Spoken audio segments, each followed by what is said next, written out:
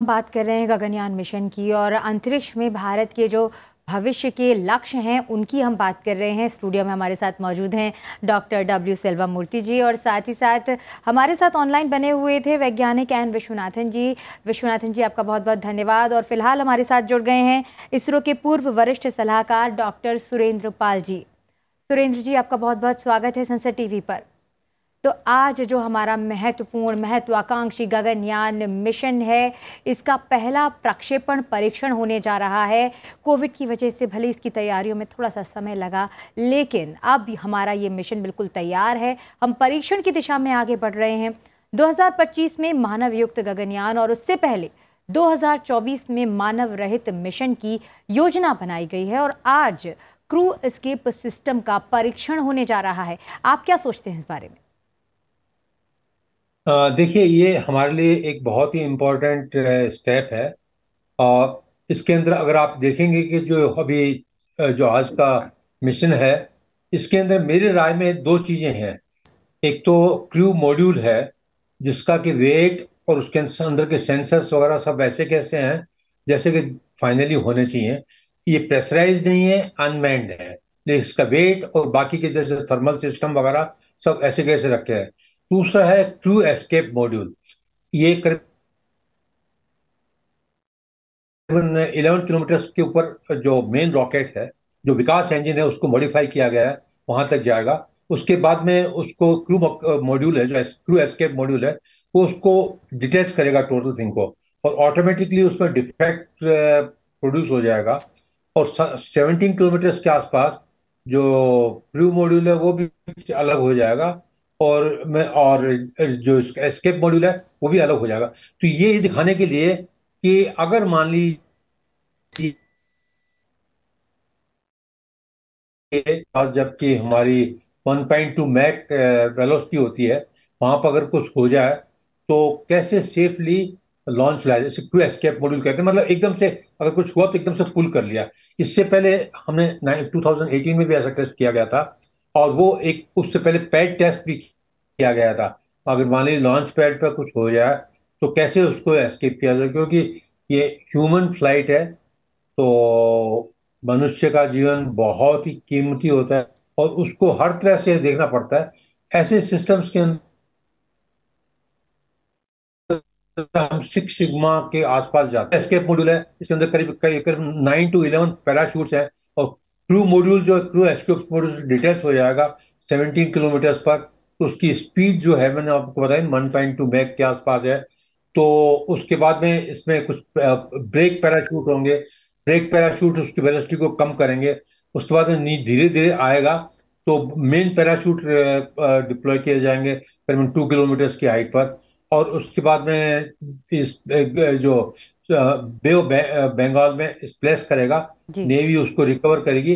ये सब कुछ जो प्रतिक्रिया है ना, उनको देखा जाएगा, कहीं पर कोई गड़बड़ी तो नहीं है, क्योंकि हम कभी ऐसा रिस्क नहीं ले सकते कि इसमें कुछ भी कोई किस तरह की गड़बड़ी हो।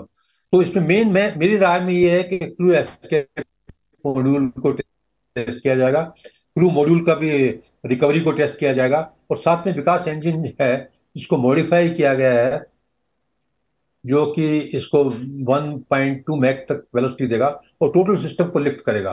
तो इसलिए ये बहुत महत्वपूर्ण होता है, और ह्यूमन फ्लाइट के लिए हर चीज को कई बार चेक करना पड़ता है। और इसके अंदर लॉजिक्स टेस्ट होंगी, सॉफ्टवेयर टेस्ट होगी, हार्डवेयर टेस्ट होंगे, पैराशूट टेस्ट होंगे, जिनका टेस्ट डीआरडीओ की फैसिलिटी में चंडीगढ़ में किया गया था, जी। उनको टेस्ट किया जाएगा। तो इन सबको देखते हुए देखना बहुत महत्वपूर्ण स्टेप है। धन्यवाद। जी। जी डॉक्टर सुरेंद्र, आपसे ये जानना चाहते हैं कि रियल टाइम मिशन से पहले ये टेस्टिंग की जा रही है, इसमें 9 मिनट का समय लगेगा। लेकिन अगर बात करें 2024 के मानव रहित अभियान की, तो उस समय इसका क्या समय रहेगा, क्या कुछ प्रक्रिया रहेगी? और 2025 की बात करें, जब मानव को भेजे जाने की योजना है, तो उसमें इसका क्या समय रह सकता है? कितने समय के टारगेट के साथ हम चल रहे हैं जब मानव को हम अंतरिक्ष में रखेंगे? देखिए, जब पहले 2024 का जो करना, वो करीब करीब वो ही होगा जो कि मानव के साथ होगा। ठीक है। जी। हो सकता है कि ऑर्बिटल पीरियड जो मतलब एक दिन का रखें, या आधा दिन का रखें या दो कुछ ऑर्बिट का रखें, ये मैं नहीं कह सकता कि इसरो ने क्या अभी उसके बारे में सोचा है क्या नहीं। जब फाइनली जो 2025 का होगा, उससे पहले ये ही नहीं कई टेस्ट होंगे। ये तो एक टेस्ट है, पहला टेस्ट। इससे पहले 2018 में हुआ है, टेस्ट हुआ। तो उसमें उसके अंदर तो कोई ऐसा हो ही नहीं सकता कि हम कोई उसमें क्या कहते हैं कि थोड़ी सी भी ढील कहीं नहीं दे सकते। And it has to be very important, very reliable system. और उसके अंदर उसमें डिसाइड किया जाएगा कि कितने ऑर्बिट रहेंगी। तो ऑर्बिट यूजुअली लो ऑर्बिट में होता है, 90 मिनट्स की एक ऑर्बिट होती है अर्थ के अराउंड, 90 to 95 मिनट्स। तो कितने ऑर्बिट रखेंगे, कितने दिन रखेंगे, ये उस वक्त के मिशन पर डिसाइड किया जाएगा। और कितनी वेलोसिटी, तो आज ये कहना मुश्किल है कि कितने दिन रहेंगे, क्या रहेंगे। यहाँ प्लान होता है कि 2 दिन का है, 3 दिन का ऑर्बिट रहेंगे, तो उसमें रहेंगे। उसमें कितनी ऑर्बिट होगी, कहाँ का होगा। एक बात मैं और बताना चाहता हूँ आज के, बिसाइड्स पैराशूट है, लॉजिक्स हैं, क्रू एस्केप मॉड्यूल है, क्रू मॉड्यूल है, उसका थर्मल सिस्टम है, स्प्लेश डाउन है। इसके अलावा नाविक जो हमारा नेविगेशन सिस्टम है, और जीपीएस, उन दोनों का कॉम्बिनेशन से इसको ट्रैक भी किया जाएगा। और ट्रैकिंग इस केस में बहुत एसेंशियल होती है। ट्रैकिंग को ये सब मीटर से मीटर एक्यूरेसी में करना पड़ता है, जिससे नेवी के जो ये जहाज हैं या हेलीकॉप्टर्स हैं, उस जगह एक्यूरेटली जा सकें।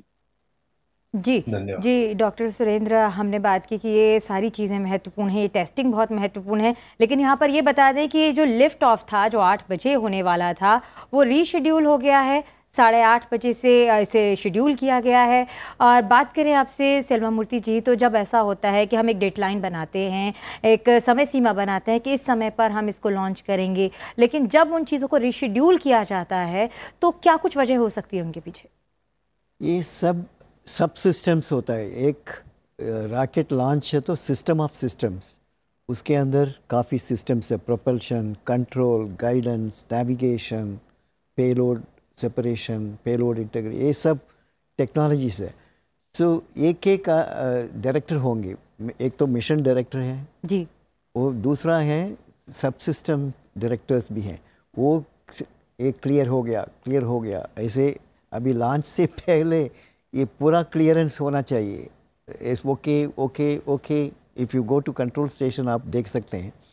सो किसी से भी कोई सॉफ्टवेयर हो, हार्डवेयर हो, थोड़ा सा भी माल फंक्शन हो, ये देखेंगे, इसको ठीक होगा, ठीक करने के बाद ही लॉन्च करेंगे। क्योंकि एक मिशन पब्लिक फंड है, पब्लिक मनी है, इसलिए फुल प्रूफ होना चाहिए। हम फेलियर बिल्कुल नहीं होना चाहिए।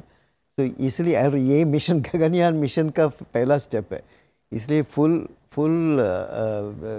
पूरी तैयारी के साथ, पूरी साथ, कॉन्शियसनेस के साथ उसको आगे बढ़ने की कोशिश करने। अगर इसी कहीं से भी लगता है कि कहीं फेलियर की कोई गुंजाइश है, कहीं पर भी कोई भी फैक्टर हमें लगता है कहीं कोई कमी है, तो बेटर ये है कि हम मिशन को थोड़ा सा डिले कर दें। और वही अभी हमें देखने को मिल रहा है। पूरी तैयारी है हमारे देश की, हमारे देश के वैज्ञानिकों की, कि इस मिशन को सफल बनाया जाए, क्योंकि ये पहला स्टेप है। बिल्कुल। और जब पहला परीक्षण, पहला हमारा जो स्टेप होता है, हम उसमें सफलता मिलती है, तो कहीं ना कहीं हमारा मनोबल भी बढ़ता है आगे वाले परीक्षणों के लिए। तो अगर आप क्या कहना चाहेंगे कि अब जैसे ये डिले हो रहा है, तो आगे जो हमने डेडलाइंस बनाई हैं, जो सीमाएं बनाई हैं कि कब हमें अगला परीक्षण करना है, तो ऐसा कहीं कुछ इसरो ने अभी तक बयां किया है? इनका रोड मैप बहुत क्लियर है, क्योंकि अभी टाइम भी ज़्यादा नहीं है जी। ये तो D1 है, D2 करना है, D3 करना है, D4, ये सब पैरेलल प्रोसेसिंग करते हैं। ये नहीं है इसको करने के बाद दूसरा टीम अभी तैयारी हो रहा है D2 के लिए, क्योंकि वो डमी लगा के इसका फिजियोलॉजिकल पैरामीटर्स को मॉनिटर करना है, इसका कैसे मैनिक्विन को, रोबो बोलते हैं, मैनिक्विन को इस्तेमाल करके कैसे मेजरमेंट करना है, वो सिमुलेशन टेस्ट, सिमुलेटेड एनवायरनमेंट में टेस्ट करते हैं, ये डेटा ट्रांसमिशन करना है नीचे, ये सब पैरेलली हो रहा है। इसलिए ये नहीं है सिर्फ एक टीम इसी पे D1 में लगा हुआ है, दूसरा टीम D2 में काम कर रहा है। सो ऐसे पैरेलल प्रोसेसिंग करते हैं, इसलिए उन्होंने शेड्यूल रखा है, वो शेड्यूल पे जाएगा। ऐसे तो थोड़ा सा डिले हो सकता है, 1 दिन 2 दिन, डिपेंडिंग ऑन मेटीरियोलॉजिकल पैरामीटर्स, कोई प्रेशर हो, टेम्परेचर वेरिएशन हो, या जियोमैग्नेटिक एनवायरनमेंट हो, जिसी से डिले हो सकता है 1-2 दिन के लिए।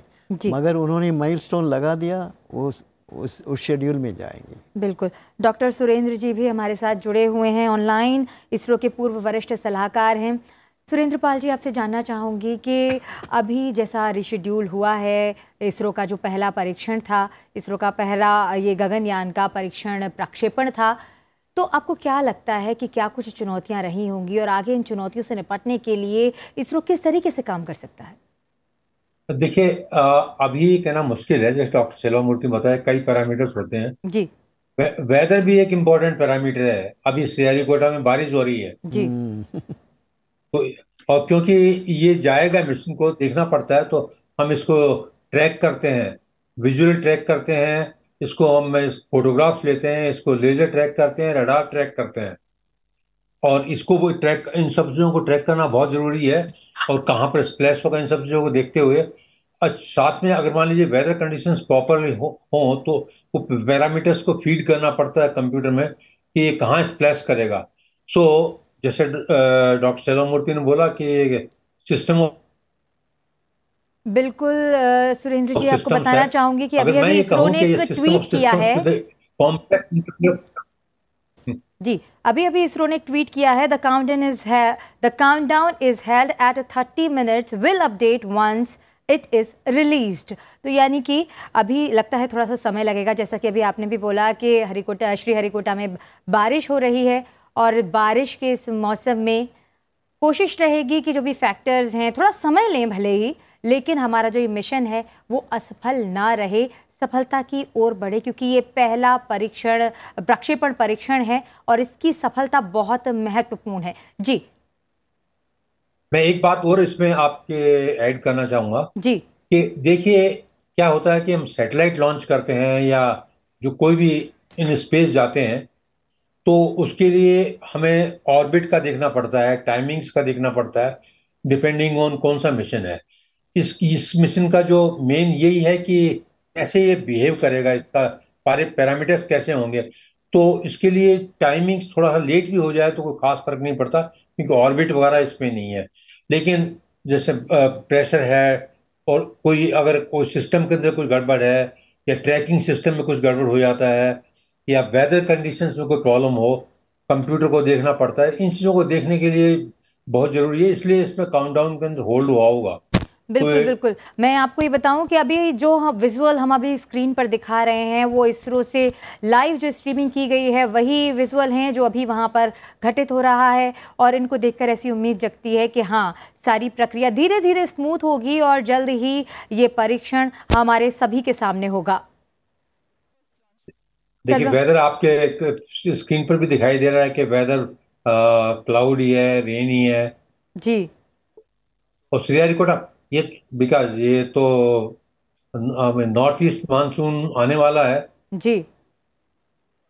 तो उसके प्री मानसून है इसमें। जी।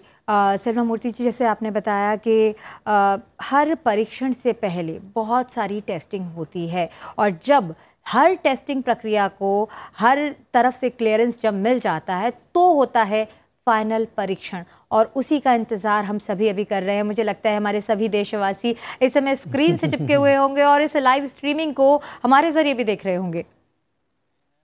बिल्कुल, क्योंकि ये बहुत इम्पॉर्टेंट फर्स्ट स्टेप है, पहला स्टेप। इसलिए हम पूरा सक्सेसफुल होना चाहते हैं, कोई भी चांस नहीं लेना चाहते हैं।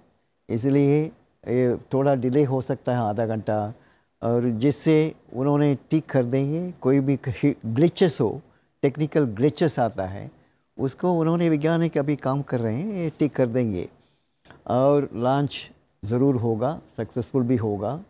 क्योंकि इनका रिव्यू प्रोसेस मैंने देखा है, 6 सिग्मा है ना, उनका स्ट्रक्चर, प्रोसेसेस। कोई भी इससे पहले भी सिस्टम्स को रिव्यू करते हैं, पहले स्टैंडर्ड्स ईच मटेरियल के लिए, डिवाइसेस, सब सिस्टम कंपोनेंट्स, इसको भी स्टैंडर्ड्स होता है, क्वालिटी स्टैंडर्ड्स। सो उसको पहले टेस्ट करते हैं, फिर उन्होंने सिमुलेटेड एनवायरनमेंट में टेस्ट करते हैं, इनका टेम्परेचर को विथस्टैंड करेगा, हैज़र्डस एनवायरनमेंट में रेडिएशन और हाई टेम्परेचर, लो टेम्परेचर, इसमें कैसा काम करेगा, रगड़नेस, उसको भी टेस्ट करते हैं, कंपोनेंट तक। फिर उसके बाद इंटीग्रेशन के बाद भी टेस्ट करते हैं।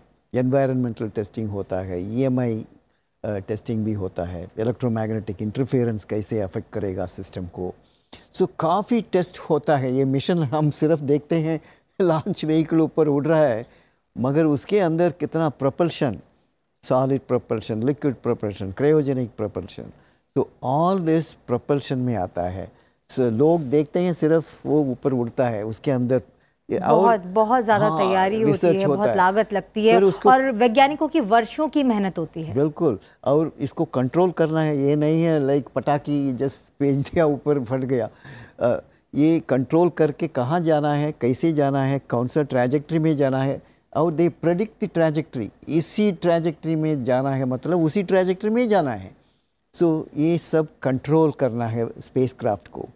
और कंट्रोल गाइडेंस, इसको कैसे गाइड करेंगे, इसको सॉफ्टवेयर होता है, हार्डवेयर होता है, आरएनजी होता है, सो लेसर जायरो होता है, सो कंट्रोल गाइडेंस, नेविगेशन। फिर उसके साथ ये क्रू मॉड्यूल को इंटीग्रेट करना है, क्रू मॉड्यूल के राइट टाइम पे सेपरेट करना है। बिल्कुल। तो ये सब कंप्यूटेशनल कैपेबिलिटी, और सिग्नल नीचे से ग्राउंड स्टेशन से भी जाएगा, कुछ ऑटोनॉमस भी फंक्शंस भी देते हैं, उसका इंटेलिजेंस भी देते हैं सिस्टम को। सो ये सब कॉम्प्लिकेटेड प्रोसेस है, लोग समझना चाहिए। ये सिर्फ ये नहीं, काफ़ी मेहनत का होता है। सेल्वा मूर्ति जी, आप 40 साल तक डीआरडीओ में रहे, इसरो की इतनी बारीकी से आप बता रहे हैं कि क्या कुछ प्रोसेस रहता है, तो आपने भी विजिट किया है और वो सारी चीज़ें देखी हैं। और हमारे साथ डॉक्टर सुरेंद्र पाल जी भी जुड़े हुए हैं, जो इसरो के पूर्व वरिष्ठ सलाहकार हैं। सुरेंद्र जी, आपसे ये जानना चाहूँगी कि अभी जैसा कि सेल्वा मूर्ति जी ने हमें बताया कि बड़ी माइन्यूटली सारी चीज़ों को देखा जाता है, चेक किया जाता है, और जब क्लियरेंस मिल जाता है तभी फाइनल टेस्टिंग होती है। तो जब ऐसी सिचुएशन आती है, जब कि एक्सटर्नल फैक्टर्स जैसे मौसम हो गया, इन सब की वजह से जब कोई प्रोसेस, कोई टेस्टिंग डिले होती है, तो उस समय जो भी पूरा क्रू होता है, जो भी वैज्ञानिकों का दल होता है, जो उस प्रोजेक्ट पर काम कर रहा होता है, तो उनकी क्या मनस्थिति होती है, वो किस तरीके से घबरा जाते हैं, कैसे रिएक्ट करते हैं? देखिए, घबराहट नाम की तो चीज इसरो में हमने कभी देखी नहीं है। बिल्कुल। और हमेशा हम तैयार रहते हैं इवेंचुअलिटीज के लिए, और हमेशा ये सोचते हैं कि फेलियर मॉडल एनालिसिस क्या है हमारे। जी। फेलियर मॉडल एनालिसिस होता है, हमेशा हम सक्सेस बेस्ड नहीं चलते, फेलियर को पहले चेक करते हैं। तो जैसे डॉक्टर सेल्वा मूर्ति ने कहा कि हर स्टेप पर हम चेक करते हैं, हर चीज को चेक करते हैं। पहले सब सिस्टम लेवल पर होता है, और उसको भी क्यूए पर्सन इन्वॉल्व होते हैं, क्वालिटी एश्योरेंस पर्सन जो इंडिपेंडेंट होते हैं, हर चीज में इन्वॉल्व होते हैं, चाहे हार्डवेयर हो, चाहे सॉफ्टवेयर हो, चाहे इंटीग्रेशन हो। जैसे मान लीजिए ये दिखा रहे हैं अभी, इंटीग्रेट कर रहे हैं, जैसे बोल्ट स्लब को टाइट कर रहे हैं, फाइनली बोल्ट की टाइटनिंग भी एक क्यूए पर्सन आकर चेक करेगा और तब होगा। ये कि नहीं, तीन तीन आदमी चेक करते हैं। एक बात मैं और आपको बताना चाहता हूँ कि देखिए, इसको जो डॉक्टर सेल्वा मूर्ति ने भी एक बात को बताया आपको, इसकी इम्पोर्टेंस ये है टोटल सिस्टम की, कि अगर रॉकेट पर कोई चीज रखी है जी। रॉकेट के अंदर फ्यूल होता है, अगर हम उसको कंट्रोल नहीं करें, इलेक्ट्रॉनिक्स कंट्रोल नहीं करें, बर्निंग कंट्रोल नहीं हो, पैरामीटर्स कंट्रोल नहीं हो, पायरोज कंट्रोल नहीं हो, और उस बाद में इसके अंदर पैराशूट कंट्रोल नहीं हो, तो इन सबको कंट्रोल्स को देखना पड़ता है, नेविगेशन को देखना पड़ता है, ट्रेजेक्टरी प्रॉपर हो। अगर नहीं हो तो we are sitting on a bomb, live bomb. और ये छोटा मोटा बॉम्ब नहीं है, बहुत बड़ा बॉम्ब है। ये जो बॉम्ब है, ये आई मीन गाजा पट्टी पर जो बॉम्ब इधर उधर आते हैं उनसे कहीं ज्यादा पावरफुल है। बिल्कुल। और विनाशकारी शक्ति को, जो जिसको हम कह सकते हैं, वो विनाश को हटाकर हम उसको अपने फायदे के लिए उसको इस्तेमाल कर रहे हैं, बिल्कुल। और उसके लिए उन सब चीजों को कंट्रोल करना, उनको स्टडी करना, उनको हर चीज को देखना, प्रॉपरली हैंडल करना, ये सब बहुत इंपॉर्टेंट है। और उसमें क्वालिटी एश्योरेंस और रिव्यू, ये हमारे दो स्ट्रेंथ होती हैं इसरो के अंदर। इसरो में रिव्यू प्रोसेस बहुत तगड़ा होता है, जो मैंने कहीं और नहीं देखा है। जैसा रिव्यू प्रोसेस हमने इसरो में करते थे, छोटी छोटी चीज को, किसी भी छोटी चीज को हम नेग्लेक्ट नहीं करते। और उसी का ये कारण है कि इसरो ने अपने शू स्ट्रिंग बजट में काफी प्रोग्रेस की है। और और मैंने 1970 से ज्वाइन किया था, तब से मैं देख रहा हूँ 50 साल से। अब तो 54 साल होने को आ रहे हैं। जी तो जी, जैसे कि आपने बताया कि रिव्यू फेल्योर्स बहुत कम है, लेकिन फेल्योर्स से हम घबराते नहीं है। जी जी, फेल्योर्स से हम शिक्षा लेते हैं। बिल्कुल। हमारे जो भारतीय वैज्ञानिक हैं वो वर्षों से काम कर रहे हैं और जब किसी प्रोजेक्ट पर लगते हैं तो अपनी जी जान उस प्रोजेक्ट में लगा देते हैं। फेलियर से डरते नहीं हैं, क्योंकि असफलता जब आप आगे बढ़ते हैं तो हो सकता है कि कहीं किसी मोड़ पर असफलता से आपका सामना हो, लेकिन उसके लिए तैयारी आपकी कितनी स्ट्रांग है, कितनी मजबूत है, ये मायने रखता है। और हमारे इसरो के भारतीय वैज्ञानिकों की जो तैयारी है वो बिल्कुल पूरी है। हर स्टेप पर हर तैयारी की गई है, रिव्यू किया जा रहा है। और भले ही ये प्रोसेस थोड़ा सा डिले हुआ है, लेकिन ये परीक्षण आज किया जाएगा और इस परीक्षण में सफलता मिले, इसकी हम उम्मीद करते हैं। ये पहला परीक्षण है। सेल्वा मूर्ति जी, आपसे जानना चाहूँगी कि ये परीक्षण आज होने जा रहा है, बहुत इंपॉर्टेंट है। इसके अलग अलग फैक्टर्स पे हमने बात की। हमने भारत के अंतरिक्ष में जो मिशन है, जो आपने एक छोटा सा ग्राफ खींचा था कि कैसे जहाँ हम साइकिल पर हम हमारे एलिमेंट्स को लेकर गए थे, और अब जब हम विदेश के भी बहुत सारे सैटेलाइट्स को अंतरिक्ष में भेज रहे हैं, मतलब कहना चाहिए कि फर्श से अर्श पर पहुंचने की प्रक्रिया है। इस पर आप क्या कहेंगे? क्योंकि हमारा space agency compare to Russia हो, Soviet Union at that time, Soviet Union या यूएसए, ये सब हमने लेट शुरू किया है, 60s में शुरू किया है। उन्होंने तो 100 साल कर दिया। बिल्कुल, हम गुलामी के दौर से निकले थे, उसके बाद अपनी सारी चीज़ों को रिवाइव करने में, अपनी स्थिति को मजबूत करने में हमारे देश को थोड़ा सा समय लगा, लेकिन जब हम वापस आए तो पूरी मजबूती के साथ। बिल्कुल, ये है हमारा ताकत, भारत वैज्ञानिक का ताकत ये है, डिटर्मिनेशन, कन्विक्शन। जी सेल्वा मूर्ति जी, और अब हम हमारे दर्शकों को दिखाना चाहेंगे श्रीहरिकोटा से सीधा प्रसारण, जहां पर पहला प्रक्षेपण होने जा रहा है, गगनयान मिशन का पहला परीक्षण। For its capability to quickly pull out the crew module away from a stationary condition on launch pad. Today's test, as we informed earlier, will demonstrate the crew escape system operation at Mach 1.2. In a larger context, this test will validate the crew escape system motors, the high altitude escape motor, the CES jettisoning motor, various separation systems, deployment mechanisms, deceleration systems like parachutes, and will serve as a dress rehearsal for the procedures to be followed for safe recovery operations. अभी आप देख रहे हैं यह ठोस नोदक पर आधारित high altitude escape motors, jettisoning motors और लो एल्टीट्यूड एस्केप मोटर्स, इन सब का परीक्षण यहाँ सतीश धवन अंतरिक्ष केंद्र में पूर्ण किया जा चुका है। इन सभी आंकड़ों को विश्लेषण के पश्चात इसे आगे जाने की आज्ञा दी जाती है और आज हम तैयार हैं इस परीक्षण मिशन के लिए। जैसा कि हर एक मिशन में होता है, प्रमोशन से पहले की गतिविधियां क्रमबद्ध तरीके से पूर्ण की जाती हैं। इस प्रमोशन मिशन में भी 12.5 घंटे पहले काउंटडाउन शुरू हो चुका है और अब यह सुचारू रूप से जारी है। काउंटडाउन के T0 पर यान का उत्थापन होता है, लेकिन इससे पहले कई गतिविधियां संतोषजनक तरीके से पूर्ण की जानी है। उसमें यान के CES crew escape system, cryo module, electronic packages, इन सबको पावर ऑन किया जाता है। सभी तंत्रों की स्वास्थ्य जांच की जाती है। तरल नोदक का भराव किया जाता है। रडार, टेलीमेट्री, ट्रैकिंग, सभी तंत्रों की स्वास्थ्य जांच की जाती है। रियल टाइम प्रोग्राम को ऑन बोर्ड कंप्यूटर पर लोड किया जाता है तथा ऑटोमेटिक लॉन्च सीक्वेंस शुरू किया जाता है। अब हम उड़ान से 17 मिनट 18 सेकंड की दूरी पर हैं। उल्टी गिनती कुछ अंतिम गतिविधियों के पश्चात हम देखेंगे T-6 सेकंड्स पर TVD-1 को प्रज्वलित किया जाएगा। अब आप देख रहे हैं यहाँ उत्साहित छात्रा विभिन्न स्कूलों और कॉलेजों से यहाँ उपस्थित हैं। Roger, LCC-1 and PCC-2 note अपने उत्साह का प्रदर्शन करते हुए। LCC Roger. सुबह यहाँ काफी बारिश हुई, लेकिन अब मौसम साफ है।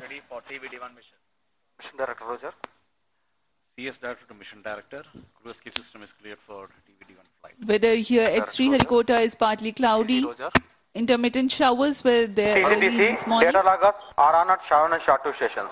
Roger. But the meteorology division has predicted that there is low probability for rain. Range is ready for DVD1 launch. Weather will remain benign and so are the upper winds. Mission Director. All is track station. The sea state is expected to remain amenable for the recovery operations. Mission Director Roger.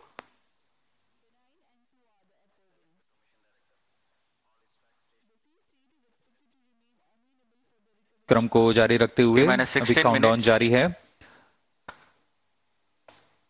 Range operation director Mission Readiness Review and Launch Authorization Board have already given their clearance for proceeding with the countdown and launch of TV-D1 mission.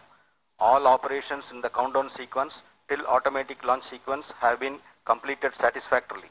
Based on the clearance obtained from test vehicle, crew escape system, crew module, range, CM recovery and extract stations and the prevailing favorable weather conditions, Mission Director hereby authorize to initiate automatic launch sequence for the launch of TV-D1 mission at 8:45 hours today, that is 21st October 2023. All stations to note, Mission Director has given authorization for the launch of TV-D1 mission. Vehicle Director clears for initiating automatic launch sequence for TV-D1 mission. ALSC Roger. जी हाँ, अभी आपने सुना servers activated. MC confirms इस data mission from के mission Sharman and director Shartu. Shri S Shiv Kumar ने सभी तंत्रों की स्वास्थ्य जांच के पश्चात एएलएस ऑटोमेटिक लॉन्च सीक्वेंस जारी करने का अनुमोदन दे दिया है और इसके पश्चात व्हीकल डायरेक्टर ने ऑटोमेटिक लॉन्च सीक्वेंस शुरू कर दिया है। The countdown for this launch has been 12 hours and 30 minutes long and had begun at 7:30 p.m. last evening. During this time, the test vehicle has been powered on for verification of its systems. The mobile service tower was receded from the launch pad and parked away. The fuel and oxidizer were serviced into the stage tanks. The gas bottles on board for command and pressurization purposes were charged and pressurized. Meanwhile, the range was getting ready with the radars, data transmission checks, wind measurements at launch bays, and many other activities in a concert fashion. Based on confirmation of flight systems and ground systems readiness conveyed by mission executives, the mission director has authorized initiation of automatic launch sequence. Starting at T-10 minutes, the ALS runs a capsule of very critical checks to test the health of flight systems, and very close to the scheduled launch time, the control is passed on to the onboard computers. इस परीक्षण यान TV-D1 को मुख्यतः 3 भागों में बनाया गया है। पहला तरल नोदक पर आधारित संशोधित विकास इंजन वाला प्रथम भाग है। इस एक चरणीय यान की कुल ऊंचाई 34.95 मीटर है और कुल भार 44 टन है। इस परीक्षण यान कुल ऊंचाई 34.95, लेकिन परीक्षण यान की ऊंचाई 19.5 मीटर है। इसके ऊपर में 12.5 टन का क्रू एस्केप सिस्टम लगा हुआ है, जो कि 4.5 टन भार वाले क्रू मॉड्यूल को आच्छादित किए हुए हैं। क्रू एस्केप सिस्टम में मुख्यतः 5 प्रकार के क्विक एक्टिंग सॉलिड मोटर्स लगे हुए हैं।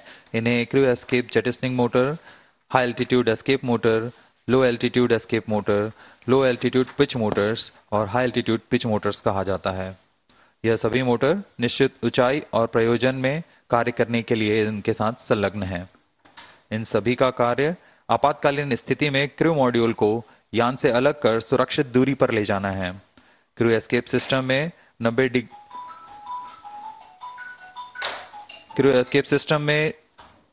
डिग्री के कोण में 4 ग्रिड फिन्स भी लगे हुए हैं, जो अवरोहण के दौरान क्रू मॉड्यूल को वायुगतिक स्थिति प्रदान करेंगे। T-12 minutes.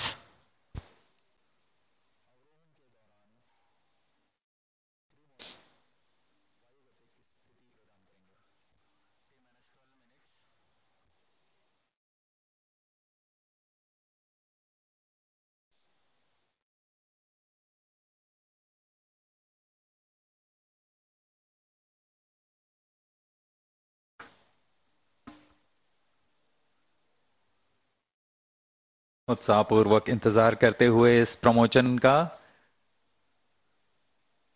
सभी दर्शक दीर्घा यहाँ उपस्थित।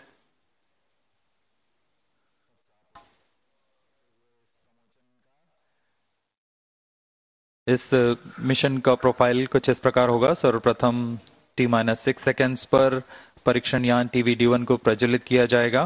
पर्याप्त दबाव प्राप्त कर लेने पर यान मंच से T0 पर उत्थापित होगा। 60 सेकंड के पश्चात यह 11.7 किलोमीटर की ऊंचाई प्राप्त कर लेने पर क्रू एस्केप सिस्टम और क्रू मॉड्यूल संयुक्त रूप से परीक्षण यान से पृथक हो जाएंगे। यह पिल बॉक्स की स्थिति कहा जाता है इसे। यान वहां से समुद्र की ओर गिरेगा, लेकिन क्रू मॉड्यूल और crew escape system high altitude escape motor का प्रज्वलन के कारण अगले 30 सेकंड में लगभग 17 किलोमीटर की ऊंचाई automatic launch sequence initiated for TVD-1 launch. यहाँ पर क्रू मॉड्यूल और क्रू एस्केप सिस्टम को अलग कर दिया जाएगा और यहाँ से क्रू मॉड्यूल का अवरोहण फेज शुरू होगा। इसका मतलब है सुरक्षित पृथ्वी की सतह पर वापसी की शुरुआत होगी। इस क्रम में क्रू मॉड्यूल अपने आप दिशा निर्देश करता हुआ एक निश्चित अभिवृत्ति प्राप्त करेगा और पृथ्वी की सतह की ओर वापसी करना शुरू करेगा। उचित अभिवृत्ति प्राप्त करने के पश्चात एपेक्स कवर सेपरेशन किया जाएगा। इसके 2 सेकंड के पश्चात ही ड्रोग पैराशूट को खोल दिया जाएगा। ड्रोग पैराशूट की मदद से 198 सेकंड में यान 16.5 किलोमीटर से 2.4 किलोमीटर की ऊंचाई तक आ जाएगा और इसमें सापेक्ष गति 152 मीटर प्रति सेकंड से घटकर 62.8 मीटर प्रति सेकंड हो जाएगी। इसके पश्चात ड्रोग पैराशूट को क्रू मॉड्यूल से अलग कर दिया जाएगा। अलग होने के पश्चात तुरंत ही पायलट पैराशूट तथा मेन पैराशूट को डिप्लॉय किया जाएगा। यह वह अंतिम चरण है डिसेंट फेज का, जिसमें क्रू मॉड्यूल सतह को टच डाउन करेगा। मेन पैराशूट 2.4 किलोमीटर की ऊंचाई पर खुलेंगे और करीब 235 सेकंड में क्रू मॉड्यूल को 8.5 मीटर प्रति सेकंड की सामान्य गति तक लाकर टचडाउन की स्थिति प्राप्त कराएंगे। The integration of TVD-1 and the crew module and the entire stack has been carried out in Satish Dhawan Space Center. Now we will show you the integration activities that have taken place.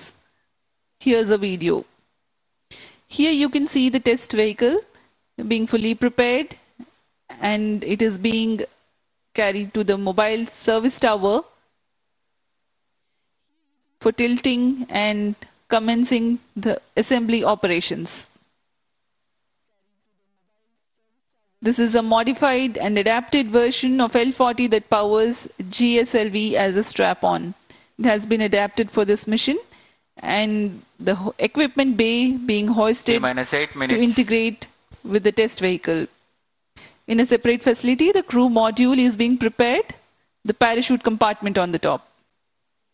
Further, the crew module will be integrated to the structural systems in orbital module preparation facility.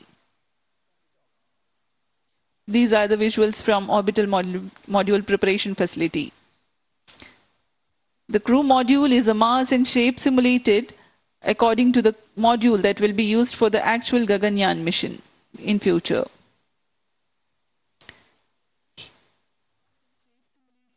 Here you can see the apex cover being fixed. Control system profiling. The crew module interface adapter and the CES interface adapter.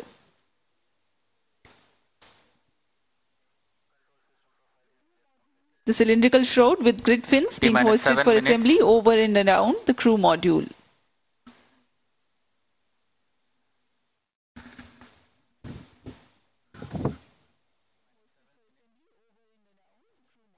अभी आपने crew module fairing देखा जिसमें grid fins लगे हुए हैं जो ऊंचाई पर वायुगतिक स्थिरता प्रदान करेंगे। इसमें इसके बाद सभी इलेक्ट्रॉनिक उपकरणों को पायरो सिस्टम्स को तारों से जोड़ दिया गया है और अब आप देख रहे हैं ये हाई एल्टीट्यूड एस्केप मोटर है, HEM मोटर। जो कि एक फास्ट एक्टिंग मोटर है। इसके ही प्रज्वलन के पश्चात क्रू मॉड्यूल सहित क्रू एस्केप सिस्टम यान से पृथक होकर दूरी पर चला जाएगा।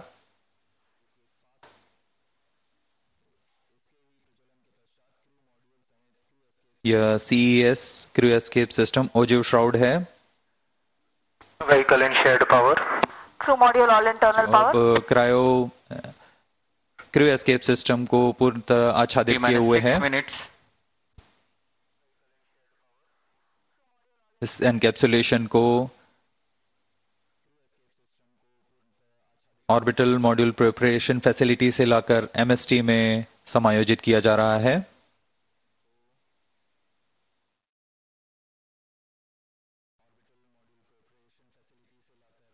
ऊपर की ओर यह CJM मोटर और LEM मोटर्स हैं।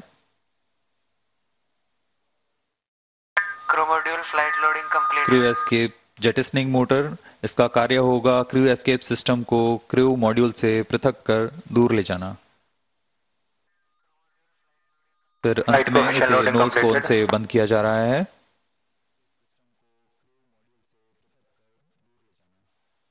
क्रू एस्केप सिस्टम के ऊपरी भाग को MST लाया जाएगा और यान के साथ समायोजित किया जाएगा।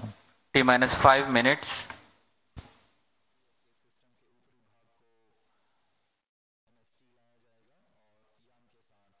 MC confirms radar's data. यह पूरे कार्य पूर्ण योजना के साथ होते हैं और पूरे जांच के पश्चात MST मोबाइल सर्विस टावर को पीछे हटा दिया जाता है और यह तैयार है अपने मिशन को पूरा करने के लिए TVD-1। The TVD-1 with the crew module and the crew escape system standing gracefully on the launch pad. We are about 4.5 minutes from the scheduled launch time. As we await, let me narrate the flight events of this mission.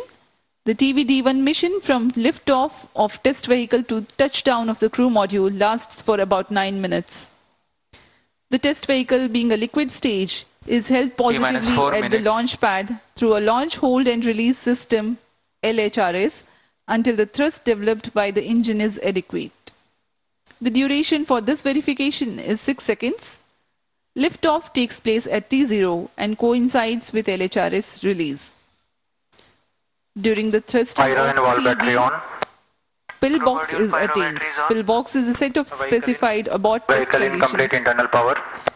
This event is expected to take place close to 58 seconds into flight. This is a real-time decision where velocity of Mach 1.25, flight path angle of 60 degrees and altitude close to 11 kilometers is attained. 3 events then take place in tandem in quick succession. 1. The separation of crew module and crew escape system from the test vehicle. 2. The simultaneous ignition of all the 4 high-altitude escape motors. 3. Deployment of grid fins provided on the crew module fairing for enhanced aerodynamic stability. High-altitude escape motor burns for 2.44 seconds, generating a thrust of 1043 kilonewtons cumulative. Thereafter, coasting continues. Condition of maximum dynamic pressure is encountered in this period. The crew escape system, having completed its action, separates itself from the crew module at a predetermined time by firing CES jettisoning motor. This event takes place at 91 seconds into flight. Now the crew module is all by itself and orients itself under aerodynamics.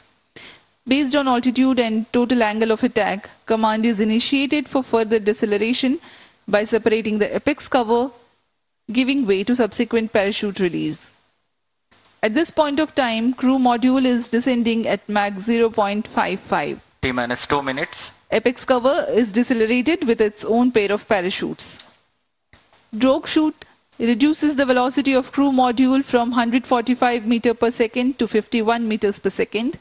This deployment takes place at an altitude of 16.7 kilometers.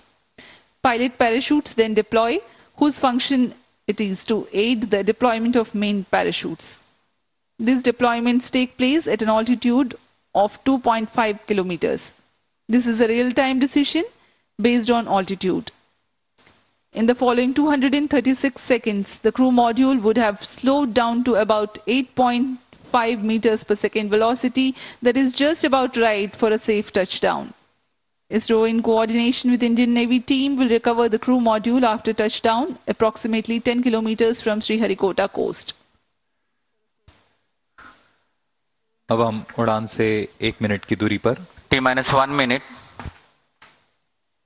Crew module को बंगाल की खाड़ी में -50 उसकी location details प्रेषित की जाएगी और -50 seconds. All sequences और उसके सुरक्षित दूरी पर Crew module pyros armed. -45 भारतीय seconds. नौसेना के पोत तैनात हैं। -40 seconds. अब हम कुछ ही सेकंड्स में -35 seconds. प्रज्वलन देखेंगे TVD1 का। -30 seconds. VSPP open. Real-time programs activated. -25 seconds. -20 seconds. -15 seconds. 10, 9, 8, 7, 6, 5, 4. Hold is observed.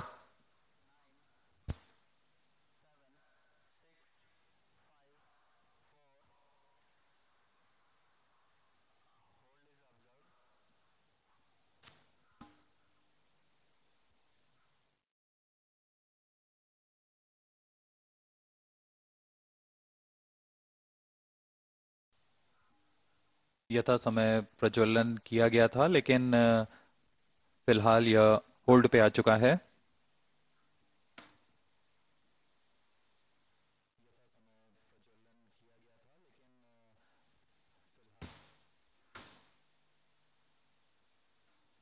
वर्तमान में यह प्रमोशन होल्ड की स्थिति पर है।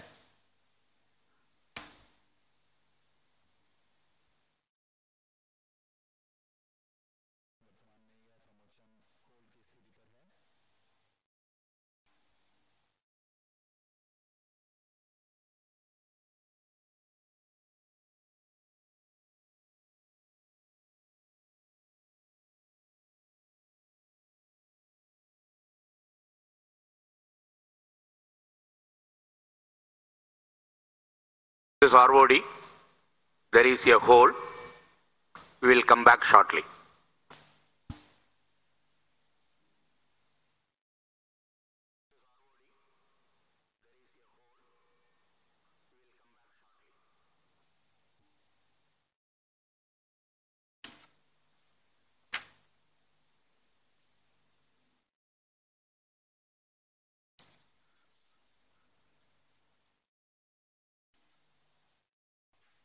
अभी प्रमोशन को होल्ड पे रखा गया है।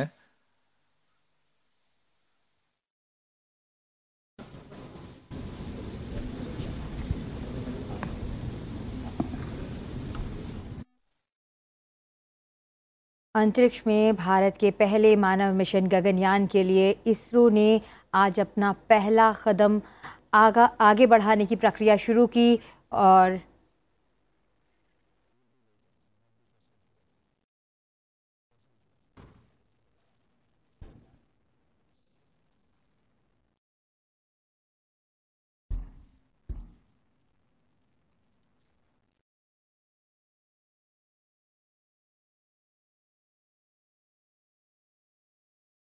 Good morning, all of you.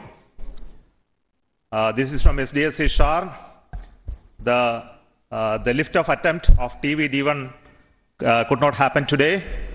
Initially, the launch was scheduled at 8 o'clock, 8 a.m. There was a postponement of the lift-off time to 8:45 due to weather situation. And we had a very smooth ALS, the automatic launch sequence leading up to the command to lift off the engine. But the engine ignition has not happened in the nominal course. We have to find out what went wrong with that. The vehicle is safe. The entire vehicle is very safe. We will have to reach the vehicle and then look at what has happened now. We will come back soon after analyzing what has triggered the automatic launch sequence holding the vehicle. So what has happened is the onboard the computer which is doing this function, the ground checkout computer which is doing the function, has withheld the launch in view of the anomaly observed. So we will come back with the anomaly understanding and correct it and schedule the launch very soon. That will be announced a little later after the analysis is completed. Thank you so much for joining us for this launch attempt today. Thank you so much. Bye-bye.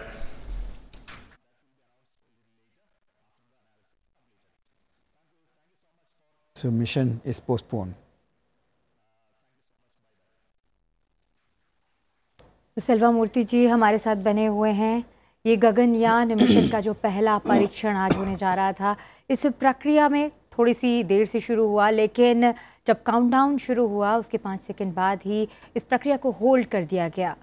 Selva मूर्ति जी, प्रक्रिया को hold कर दिया गया। हम सभी को उम्मीद थी कि आज ये सफलतापूर्वक संपन्न होगा, लेकिन जब ऐसी परिस्थिति हमें देखने को मिली और अभी इसरो चीफ ने कहा कि सारे फैक्टर्स को एनालाइज किया जाएगा और उसके बाद जल्दी ही ये प्रक्रिया दोबारा से दोहराई जाएगी और निश्चित ही तब हमें सफलता मिलेगी, क्या कुछ लगता है आपको कि क्या कुछ फैक्टर्स रहे होंगे? मौसम का फैक्टर उन्होंने बताया, इसके अलावा क्या कुछ जो ज़रूरी पैरामीटर्स, क्यों इस मिशन को फ़िलहाल होल्ड कर दिया गया? ये फेलियर एनालिसिस के बाद ही हो सकता है, क्योंकि अभी होल्ड में है।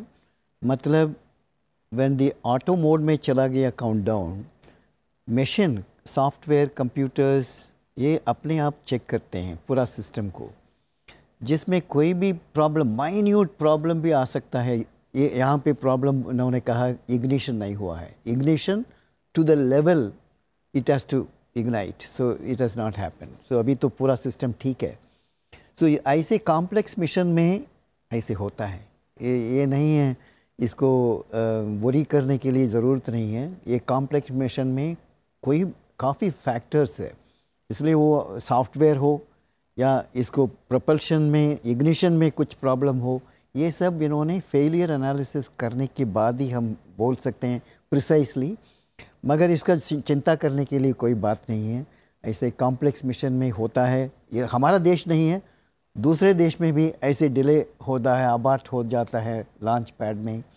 और सो इसलिए अभी इन्होंने एनालाइज करने के बाद वो ठीक करेंगे, फिर लॉन्च पे आएंगे, लॉन्च पैड पे आएंगे। इस पर हम डॉक्टर सुरेंद्र पाल जी भी हमारे साथ जुड़े हुए हैं, उनका भी एक रिएक्शन ले लेते हैं कि इस प्रक्रिया को होल्ड करने के बाद आप कुछ क्या कहना चाहेंगे? देखिए, मैं इसको पॉजिटिव एस्पेक्ट देता हूँ जी कि ऑनबोर्ड कंप्यूटर जो ऑटोमेटिक लॉन्च सीक्वेंस में गया है, उसने कुछ डिफेक्ट कहीं पर नोटिस किया होगा।